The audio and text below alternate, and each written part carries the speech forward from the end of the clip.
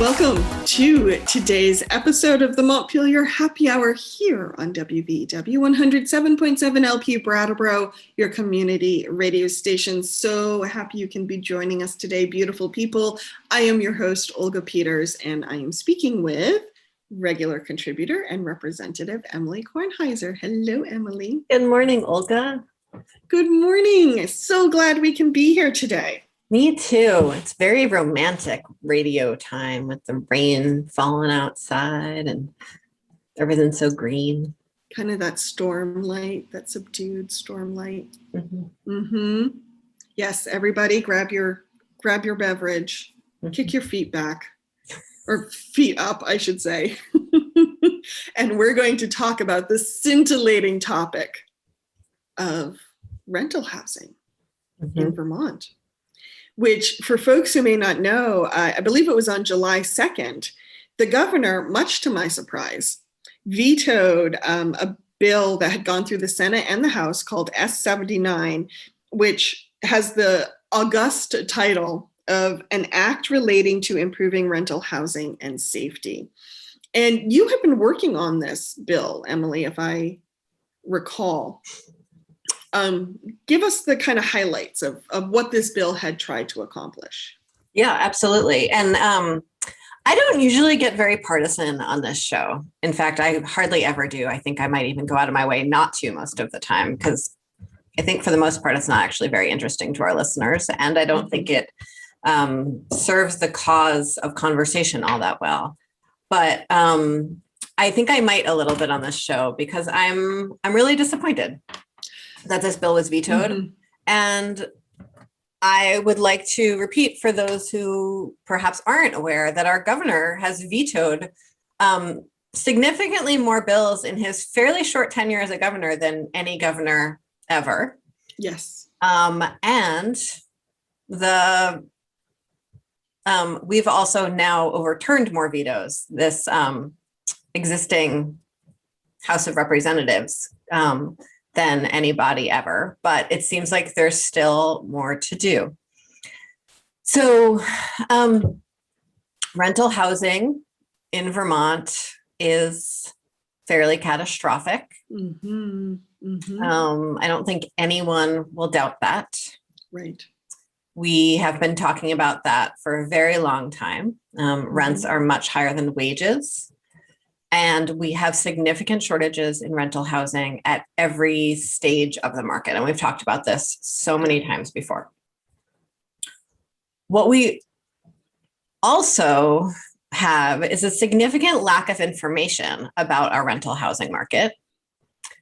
And because Vermont tends to not have very many building or safety codes, we have really no guarantees, no statewide guarantees of rental housing safety for tenants. And tenants have no real mechanism to protect themselves in unsafe rental conditions in Vermont, which is a problem, excuse me.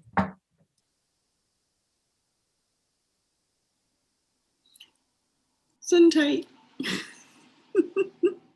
Bless you. Some very tickly allergen just came in the window or something.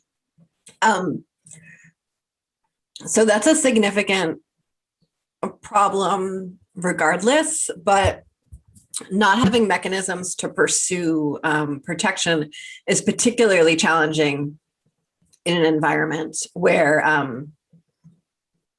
the power imbalance is so extreme.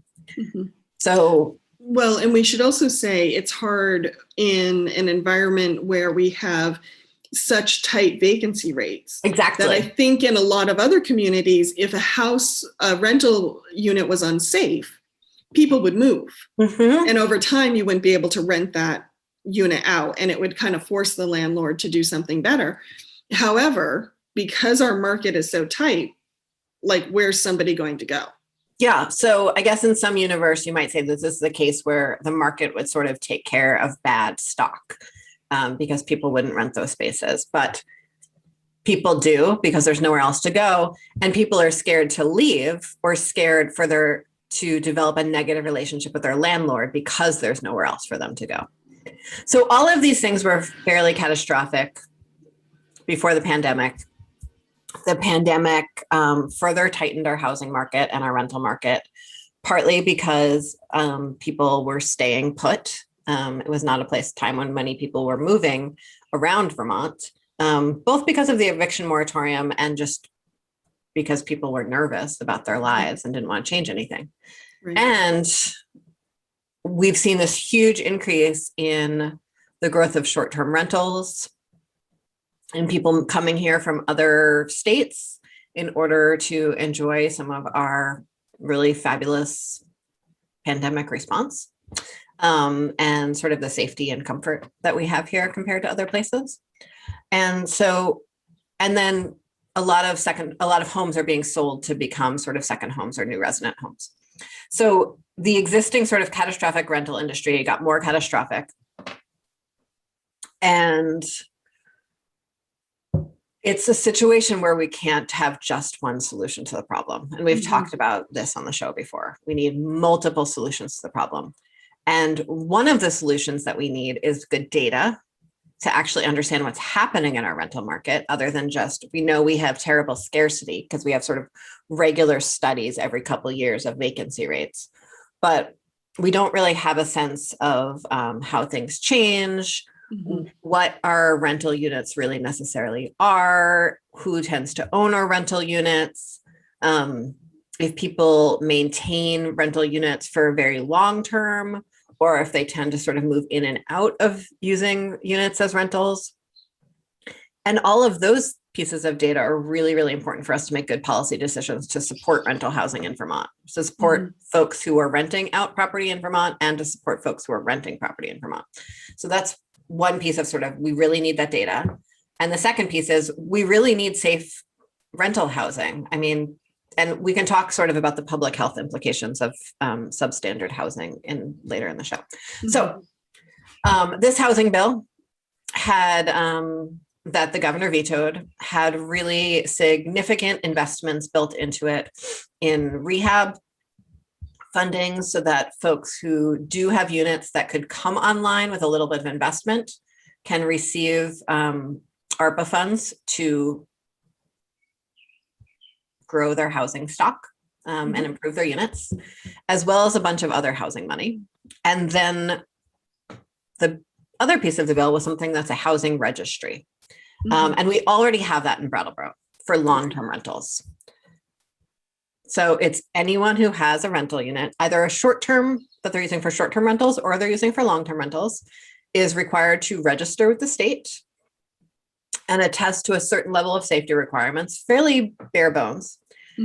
And then there's sort of a complaint mechanism built into that, which is how most of our regulatory work in Vermont goes, because we tend to not staff up regulatory agencies very fully. So that's the thing. The plan was endorsed by really an incredible range of partners. Yeah, that was surprising. It was pretty remarkable. So the Chamber of Commerce, which tends to be fairly far to the right in their political activity, came out roundly endorsing the rental registry.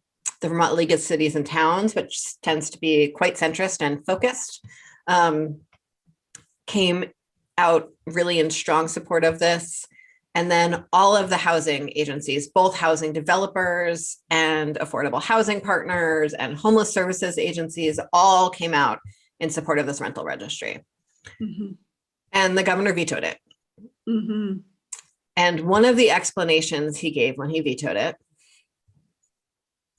was that when he and his wife decided to convert part of their home into an apartment rental, the process, they sort of navigated that process fairly successfully. And he didn't want to add any further inconvenience to that process. And what stood out so strongly for me in that is he was prioritizing a small amount of comfort on his part, a small savings in paperwork, over the comfort of thousands of Vermonters who live in substandard rental housing and who are experiencing safety hazards from, fire to air quality. Yeah. To handicap accessibility every day. And that prioritizing of the comfort of some over the comfort of others is really challenging to me. Yeah, I'm just looking over my notes from his veto letter that he sent the legislature to accompany his veto. And yeah, for him, I think one phrase he used was the solution is not more regulation. And that he expressed the concern that if we do this, we'll reduce the investment in new housing. And that's really where we need to put our priorities. And I found that interesting because to me, it doesn't seem like an either or. Like, I don't see why you can't invest in new housing and have a registry. Like, to me, they're like they can happen. In fact, one actually makes it easier to do the other. So with a registry, we can understand where our need is much more easily. Right. And we can target our interventions to that need. For instance, when the pandemic first started, and we needed to get in touch with folks who were running short-term rentals and long-term rentals to both help them understand what services were and financial supports were available to them as business owners, and to make sure they understood what tenants' rights were in this situation, or that they needed to really close down for a little bit. We didn't know who to be in touch with because we did not have a comprehensive list. Right. So minimum regulation in the form of a registry, which is a very sort of Vermont thing to do, often really supports the kind of investments and supports that we want to do in other areas. Right. Yeah. It made me wonder too, with this veto. I was recently speaking with a number of folks in Chittenden County for a different article with Vermont Business Magazine, and their housing market is just as tight as Brattleboro's. So for folks, they may have heard us say this on the show before, but in general, housing organizations in the country say that for a community to have a healthy vacancy rate, meaning people can find housing pretty easily and get into that housing pretty easily, it's around 5%. And I think Brattleboro is like at best 0.05%, or 1%. It's so low that most. It's not really so low. Numberable. Chittenden County is about the same. And so that just kind of puts a number on how tight the market is. And, I was talking to organizations who were trying to build, like, each year they wanted to construct 500 to 700 new units. And in many cases they had, and it still wasn't enough.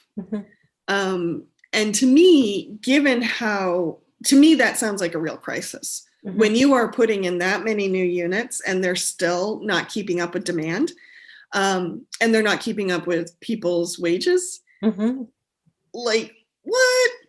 And so I guess to me, when I saw this veto, what surprised me was, I don't know, I guess I had assumed wrongly, obviously, that the governor would be like, because he's talked so much about the housing crisis, and he has put, to be fair, he has put new spending into creating new units.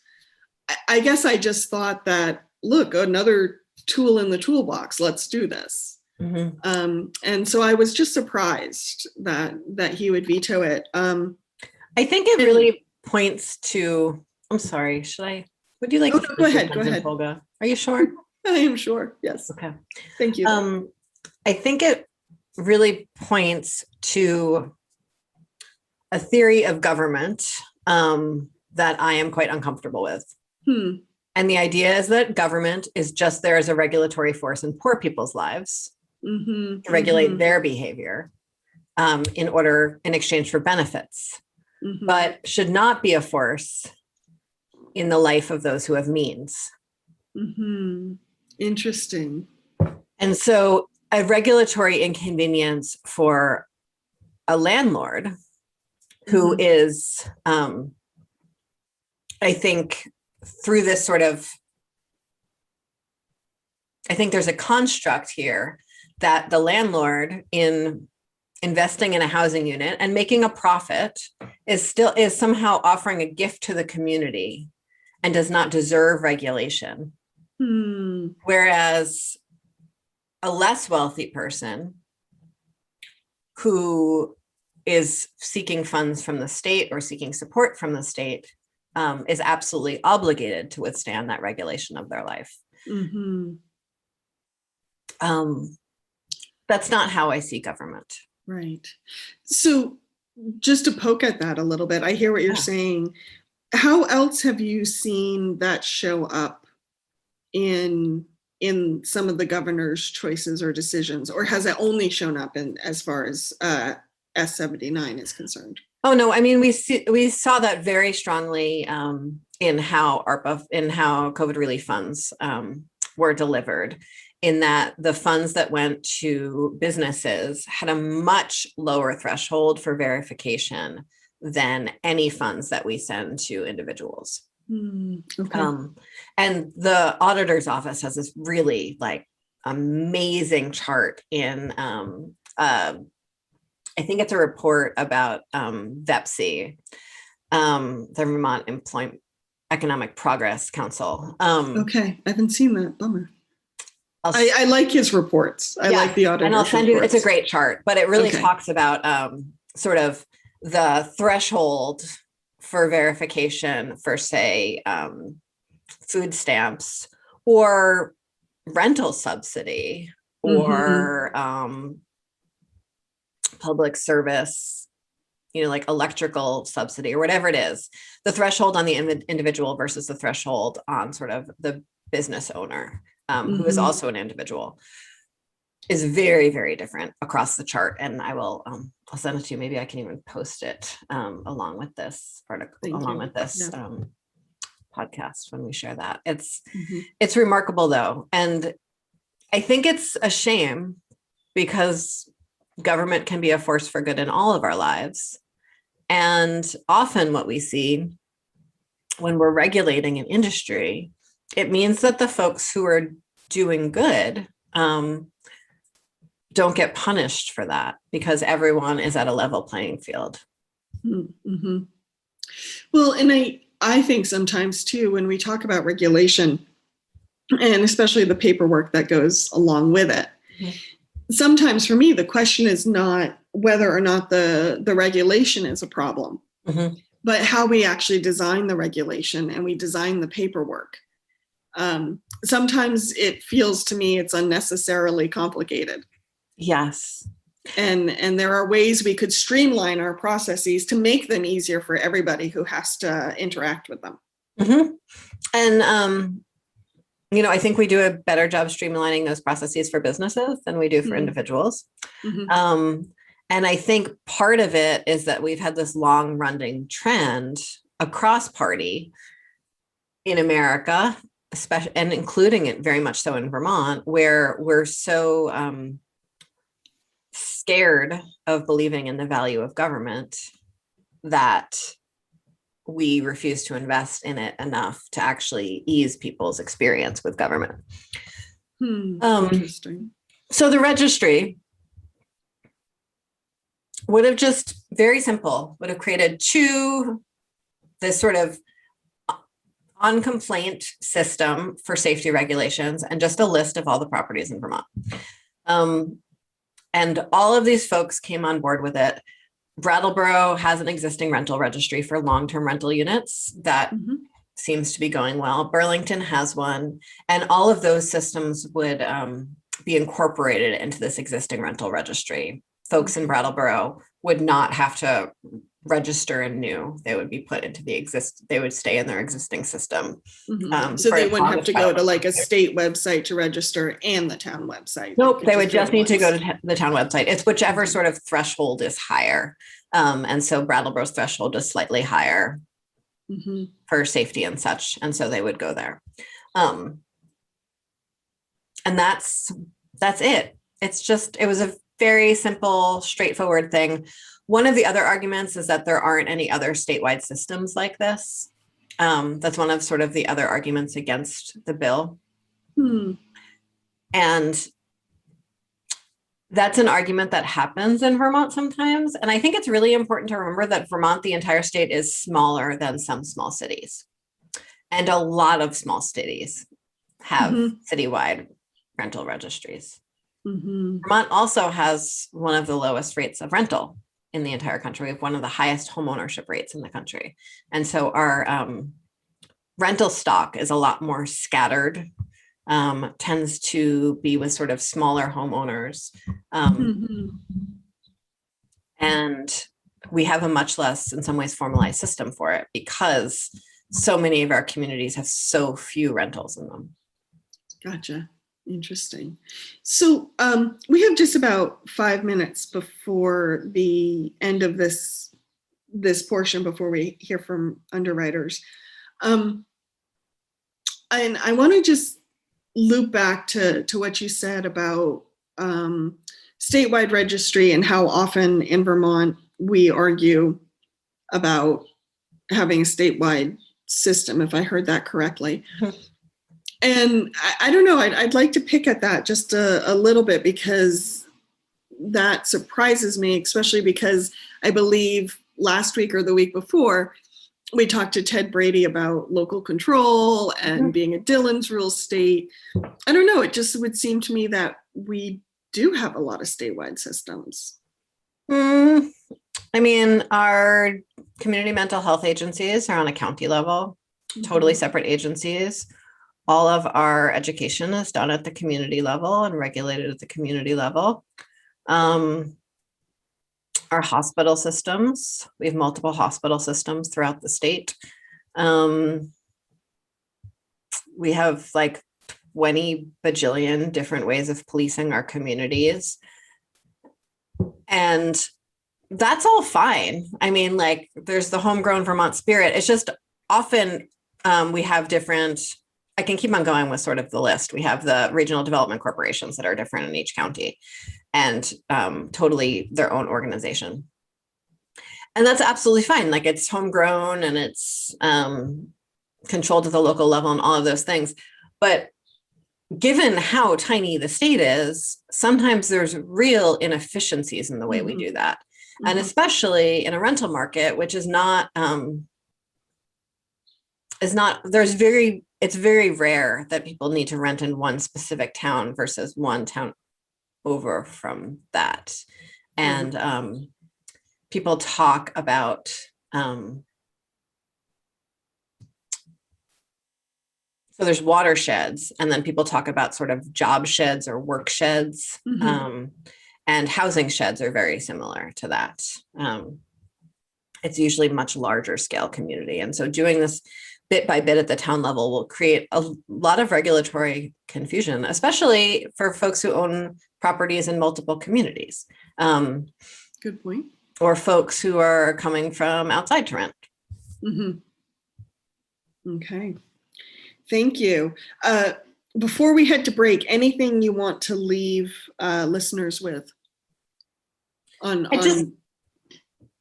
just want us to sit with that idea of whose comfort we prioritize and what we consider discomfort. That what we think of as sort of the price of doing business versus discomfort and inconvenience, and how much sometimes it seems that we're begging people to profit from something rather than just appreciating that that's how business functions.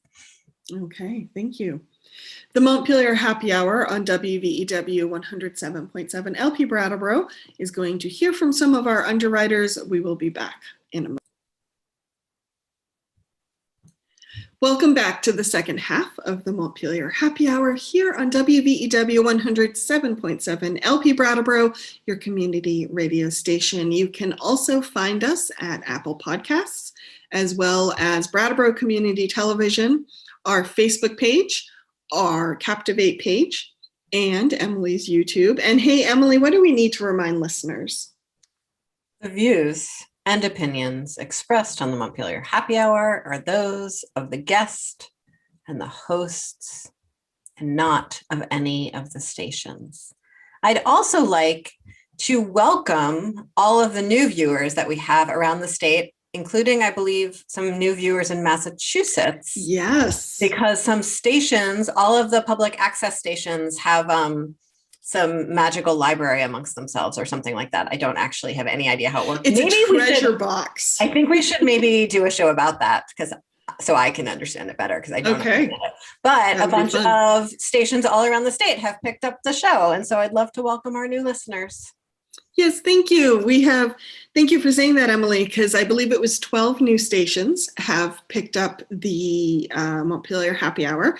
What happens for folks, the Brattleboro Community Television generously takes our YouTube video and repackages it and puts it on their station, but then they send it to, it has a technical name, but I'm going to call it the magical library.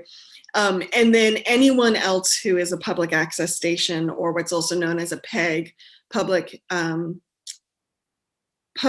education and government, I believe PEG stands for, has access to these libraries. And 12 stations, most of them in Vermont, but also some in Massachusetts, have recently picked us up. So we are really honored that folks are finding our conversations interesting. And, no pressure, Emily. No pressure. No pressure at all. Well, I want to loop back to something we were talking about in the first half of the happy hour about what you said so eloquently about whose comfort we prioritize and who government serves or should hold accountable. And what that resonated for me was something we talk about in the happy hour a lot is about the stories we tell. And I think what you mentioned really highlights how if we're not careful, we tell stories about who rents or who is a landlord, what services they do or do not deserve. And how often I was recently in the past few months listening to such conversations at the local level, and a lot of them were not accurate. When folks were talking about who rents, the stories just were, maybe one or two people had done some of the things landlords were talking about, but it wasn't renters as a whole. And I would say the same was true when folks were talking about landlords as a whole. And I'm wondering, with something like S79 about improving rental housing in Vermont, does something like this, how can this help us have more accurate information? You talked a little bit about gathering better data. Like, can we pull that apart so that we actually have better services for everyone across the board? Like, let's highlight that a little bit more.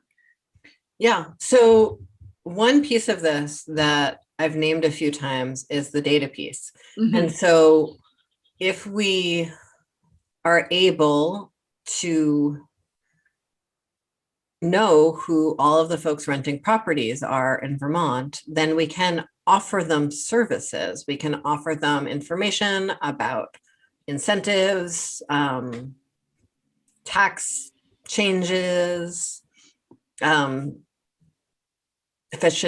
efficient innovations. That's the word I'm going to attach to that.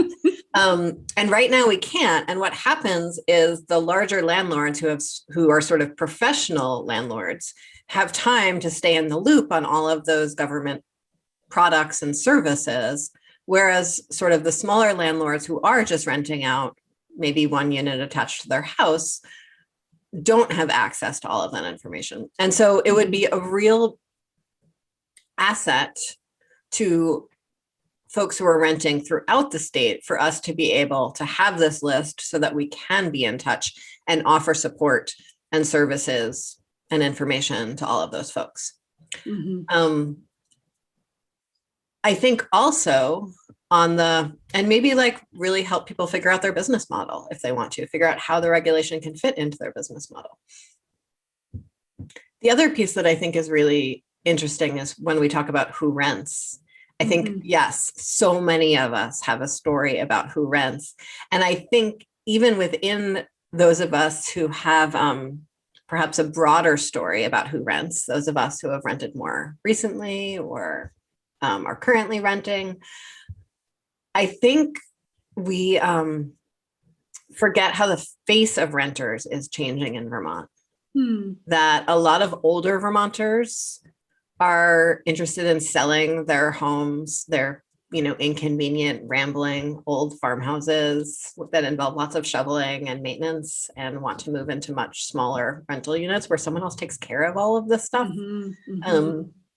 We know that millennials, often because of their significant college debt, cannot own a home even if they want to.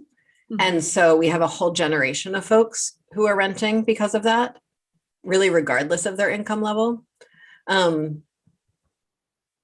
And then we have a lot of folks who, we also, as we become a more diverse state, we know that white people, because of generational wealth, are much more likely to own homes.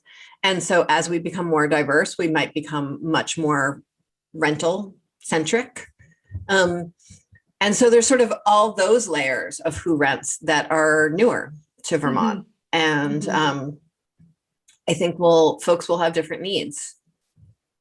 Good point. As those populations rent. So one tension I hear when I talk to people about renting for articles or home ownership, rental market, the whole 9 yards, is this tension between long-term and short-term rentals. And stories abound about that too, about who has short-term rentals versus long-term, and who's doing good for the community versus who isn't. But one thing I find interesting, and this goes to the point of regulation. I have heard from a number of people who have short-term rentals that one reason they do that, and many of them used to rent out these units long-term, and they have since transition to short-term rentals. And one reason they do that is they feel it is easier for them as far as regulations go, and they can make more money. Fair enough. So I'm curious about that, since we are talking about S79 and regulations. Can you talk to me a little bit about short-term rentals versus long-term rentals versus regulation? How does S79 fit into that or not? Can pick that apart a little bit. Yeah. So, in Vermont and in a lot of states around the country, we have a body of law of tenants' rights. And those are all rights that tenants have regarding notice, regarding things that need to be fixed, what eviction needs to look like. And that whole body of law only applies to long-term rentals. And so if you don't want to have your business model as a person who wants to rent something out engage with that body of law, then a short-term rental makes sense. You have a lot more control over your property. And in some ways, it can be lower risk in that the risk that you're taking is immediate, and the consequences are immediate. It's a shorter term risk, though it can be quite risky. I mean, there are, I've heard stories from all over the state about really disastrous things happening with short-term rentals. And the legal remedies are quite different because there isn't a body of law attached to it at all. Good point. Yeah. Interesting. And so the remedy for both parties is quite narrow for short-term rentals. So as you might remember, and maybe our listeners remember, I introduced a bill that was just about short-term rental regulation. Yes. Which I think was numbered H200. And I introduced it with a rep from Burlington, who's the progressive minority leader, Selena Colburn, and then a rep from Londonderry, Kelly Payala, who's an independent. So we represent a very broad spectrum of legislators from very different communities. But in all three of our communities, we know that the growth in short-term rentals, as people take long-term rentals off the market and move into short-term rentals, is having a fairly disastrous effect on our communities in a number of ways. And one of them is that business owners who have been running bed and breakfasts and hotels for decades, or even for a couple of years, and are participating in the full regulatory framework of the hospitality industry. Yeah, that whole infrastructure. And there's a set of law around the hospitality industry to protect guests and hosts. They are experiencing a business loss as short-term rentals, which don't have a regulatory mechanism attached to them, are brought online. We know it's taking long-term rentals off the market, and so folks have nowhere to live, and it's harder for people to hire. And so that bill that was very specifically about regulating the short-term rental industry, both creating a registry and saying that they needed to be regulated the way bed and breakfasts do, was endorsed by both housing advocacy organizations and the Chamber of Commerce. Again, broad political spectrum. I knew would not pass this last year. None of it, we all knew it wouldn't pass this last year, but it did start a conversation. And what happened in that conversation, as I got hundreds and hundreds of emails from folks, very few from my constituents, but from people all over the country, mostly from folks who lived out of state and owned properties in state. Oh, that's interesting. Yes. Who in some cases were overextended on mortgages on their second or third homes, and were using this as a way of covering the mortgage on their second or third homes. Okay.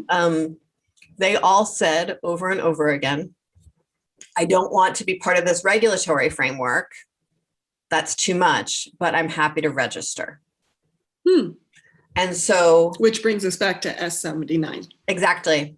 And so all of those emails, the hundreds of them, I forwarded to the chair of the House General and Housing Committee, who is the one who shepherded S79 through, and said, all of these people say they are comfortable being regulated. All these short-term rental owners are comfortable with the registry, even though they're not quite ready for more regulation.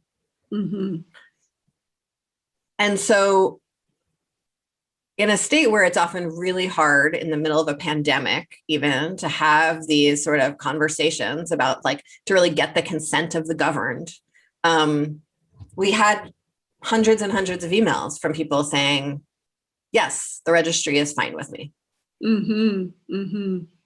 Interesting. So now that the governor has vetoed S79, what is the process for going forward? Is it just dead in the water, or can the legislature reconvene for another veto session? Because they've already had one at the beginning of this month or the end of June. Can they hold another one? How does that work?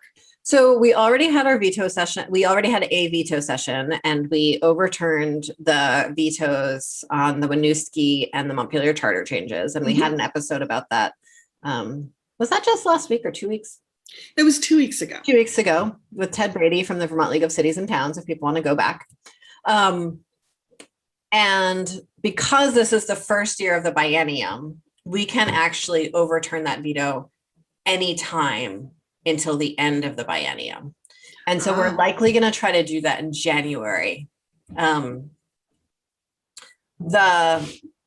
We are legally and traditionally permitted. Traditions are very important in the legislature. Yes, we are absolutely able to have another veto session. And it's possible that some of our policy committees, it's likely even that some of our policy committees are going to reconvene in October for sort of a mini session. But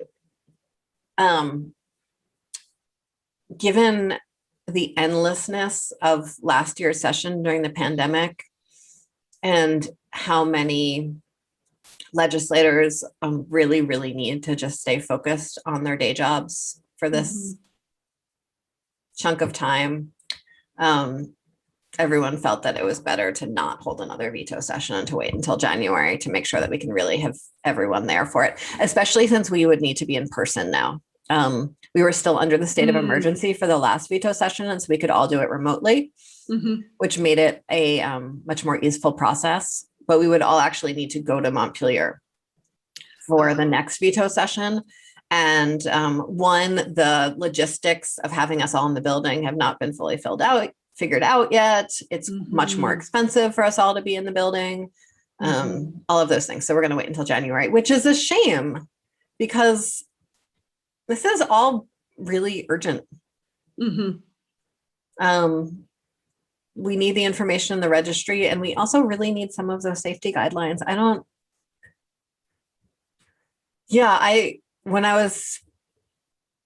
I've had a lot of opportunities in my life to both live in some really terrible rental units and to visit some really terrible rental units, both when I was doing social work type work and when I was knocking on doors when I was running for office, knocked on every door and converted barn, hayloft, and rental unit in the area. And it's really wild the way so many of us are living. Yeah, and we should probably be clear with folks for listeners' sake that when we're talking about some really bad rental units, we're not talking about, they don't have chrome finishes.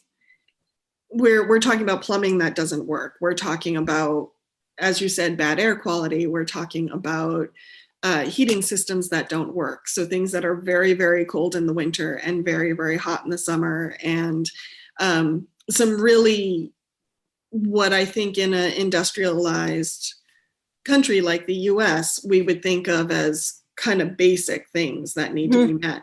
And they're often not met. No, we're talking about significant black mold. We're talking about significant safety hazards for children and for adults, but for children. We're talking about fire conditions that are a real danger to the entire neighborhood, not just the people living there and the firefighters who would come to fight that fire. We're talking about electrical wiring that is so far from code that it's laughable. And then, frozen pipes all winter with hair dryers. And I've rented places where I called my landlord to say, my pipes are frozen. And they said, use a hair dryer. I was like, it's actually a miracle I own a hair dryer, but okay, I will do that. But I'm supposed to pay you rent? Like, what is happening here? I rented one place where I think I went through an entire tank of oil in less than a month. And like, I was keeping the place at like 60. Just wild situations for people to live in, and situations that people are really scared to complain about because they have nowhere else to go. Right. I want to, before we end, I also want to talk about something that has been sitting with me. I believe this was Kevin Dorn from South Burlington that I was speaking with, the former town manager. He said something really interesting, and I think this is true in a lot of communities in Windham County too, especially in a lot of the resort communities where rents are A, hard to find, and B, pretty expensive compared to wages. He was talking about how when you have a tight housing market, whether it's homeownership or rental markets, when people can't find places to live in their communities, of course, they go outside the community to find some place where they can live.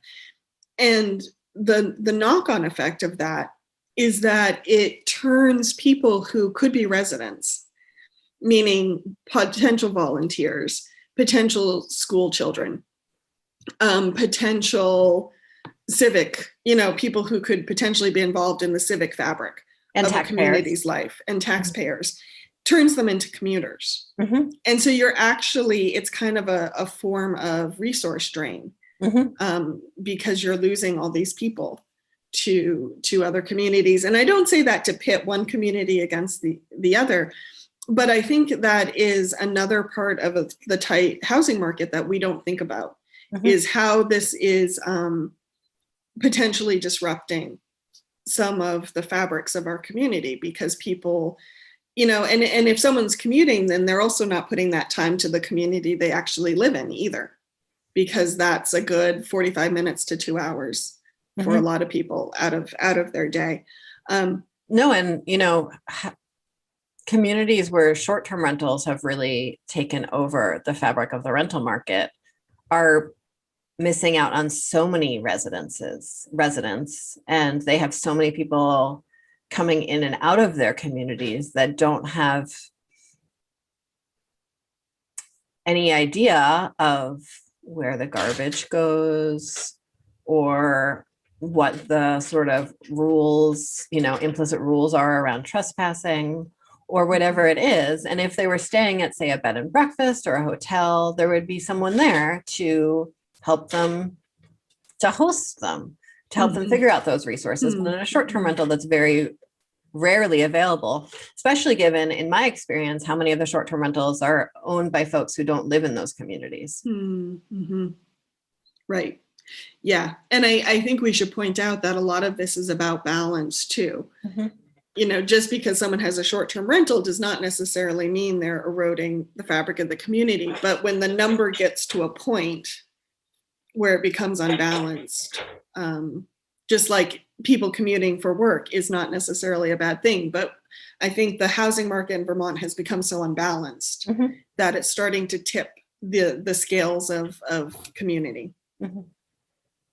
And, again, other sort of add-on effects when we don't invest in regulation and data related to this is we have older people staying in homes that they don't feel safe in, either socially safe because they're so isolated, or physically safe because there's so much upkeep, or financially safe because they're paying property taxes that are well in excess of the amount of property that they need or want. We have folks staying in relationships that they don't feel socially or physically or financially safe in. And we have families who might want to move into a larger space or a space with more green that can't, because there's nowhere to go.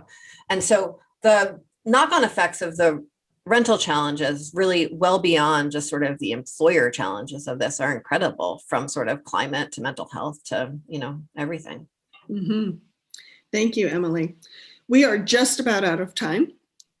So I want to thank you for diving in on this topic with us today, Emily. And I just want to toast to improving Vermont's housing market across the board. And I think it's appropriate that you have the VHFA mug in your hand. A really good mug. It is, and it's nice, big, substantial. That's why it's a really good mug. It's yeah. You can get a lot of tea in that. Yeah. And just everything that improves the housing market is so necessary right now in our state. So to everyone who's working on that, thank you and cheers. And on that note, yes, go ahead, sweetie. I was mentioning to someone yesterday that we're pretty close to our 150th episode. And I just want our listeners to know that, and know that we're going to do something fantastic when we get there. We are. I was actually looking through Captivate over the weekend, and I think we're up on our 100. We're up in the 130s. So I have to do the math to find out which week is our 150th. And then, yes, we have to party, because 3 years. I mean, we've been doing this for 3 years. That's pretty not bad for a volunteer gig, eh? No. Very old for a podcast, I think, too. I think it might be. So pat yourself on the back. Emily, if folks want more information on you, where can they find it? Folks can go to emilykornheiser.org. where you can find access and links to all my social media accounts, Facebook, Instagram, Twitter, as well as my phone number and email address and any announcements about upcoming events. Wonderful. Of course, you can find the Montpelier Happy Hour at the montpelierhappyhour.captivate.fm. You can find us on iTunes, across New England at different community access channels, and every Friday at 2 at WVEW 107.7 LP Brattleboro. Have a great weekend, everybody.